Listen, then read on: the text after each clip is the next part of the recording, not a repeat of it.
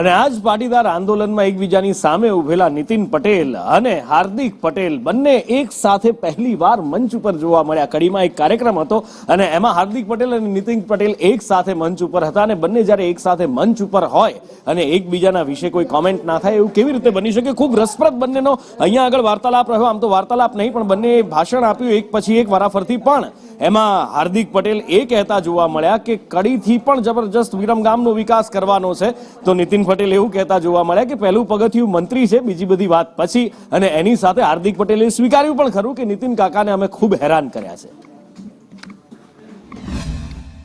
અહીંયા પ્રવક્તા આપણા સંચાલન કરે છે સાહેબે એમણે ખૂબ શુભેચ્છા આપી દીધી, બહુ મોટું સ્ટેજ આપી દીધું।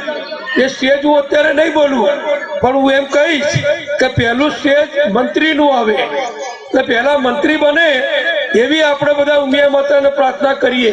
પછી બીજું સ્ટેજ જ્યારે આવે ત્યારે આવે, એ સ્ટેજ આવતા તો બહુ વાર લાગે, પણ પહેલું સ્ટેજ વહેલું આવે તો યુવાન છે, ભણેલા ગણેલા છે, સમાજના નેતા છે અને ખૂબ પ્રગતિશીલ વિચારો ધરાવે છે। આમને ધારાસભ્ય બને આટલો સમય થયો, ઘણા ધારાસભ્યોના કેટલાય વિવાદ ચાલતા હોય, કોઈનું આવું હોય ને કેવું તેવું હોય ને બધું કંઈકનું કંઈક એમનું જુદું જુદું પ્રજાની વચ્ચે ચર્ચાતું હોય। પણ મારી જાણકારી પ્રમાણે હાર્દિકને ધારાસભ્ય બન્યા પછી આ દિવસ સુધી એક પણ વિવાદ એમના નામે કોઈ ઉભો થયો નથી, એ અગત્યનું છે। અને ઘણા બધા વખાણ પણ કરી રહ્યા છે નીતિન કાકા હાર્દિક પટેલના।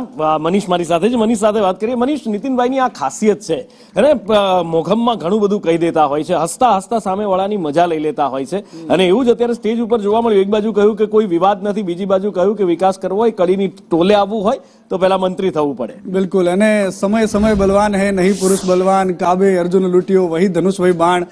સમય યાદ છે આપણને 2015નો એ સમય હતો જ્યારે નીતિનભાઈ કહેતા હતા કે હાર્દિક તારા જેવા 5600 જોઈ લીધા। આજે સમય બદલાયો છે, બંને એક જ મંચ પર છે અને નીતિનભાઈ હાર્દિક પટેલના ખૂબ દિલ ભરીને વખાણ કરે છે। એવું પણ કહી રહ્યા છે કે હાર્દિક પટેલ જ્યારથી ધારાસભ્ય બન્યા છે, જેમ તમે કહ્યું એમ ચૂંટણી લેતા એ પણ કહ્યું કે પહેલાના તો ગમે તે હોય ધારાસભ્ય હોય એટલે નાના મોટા વિવાદો થતા રહે, પરંતુ હાર્દિકે જ્યારથી ધારાસભ્ય બન્યા પછી માત્ર લોકોની સેવા કરી છે, ખૂબ કામ કરે છે, દિવસ રાત ખેડૂતો માટેની ચિંતા કરે છે, કડીથી લઈને વિરમગામ સુધી દરેકનો વિકાસની વાત કરે છે। તો બીજી બાજુ હાર્દિકે પણ નીતિન કાકા માટે એવું કહી દીધું કે એક સમય હતો કે મેં નીતિનભાઈને ખૂબ ગાળો ભાંડી છે, એક સમય હતો કે અમે બંને કાકા ભત્રીજા સામસામે રહેતા હતા, પરંતુ હવે નીતિનભાઈની સાથે રહીને કામ કરવું છે, એમના માર્ગદર્શનમાં કામ કરવું પડે છે, અને આ જ રાજનીતિ છે અને રાજનીતિના અસલ રંગ આ જ છે। રાજનીતિના અસલ રંગ આ